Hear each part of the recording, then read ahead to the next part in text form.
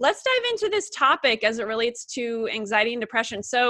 So in your work, you teach people about how these things called attachment insecurities show up in our lives as adults. So how do these attachment insecurities apply to people watching and listening right now who might be struggling with depression and or anxiety?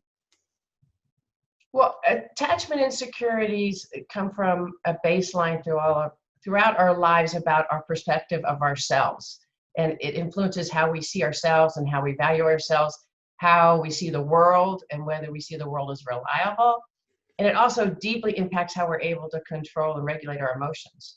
And so all of those really contribute, as you listen to that, to the underlying elements of depression and anxiety. Got it. Excellent. Yeah, and so self-criticism is a great example.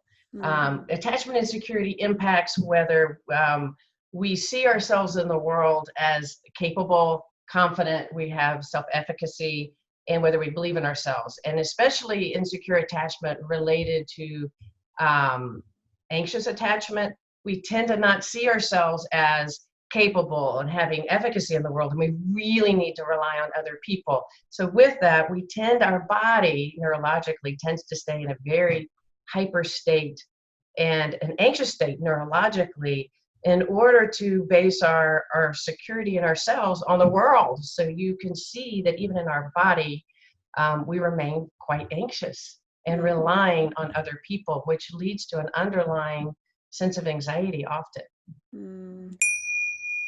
Avaya has changed my life.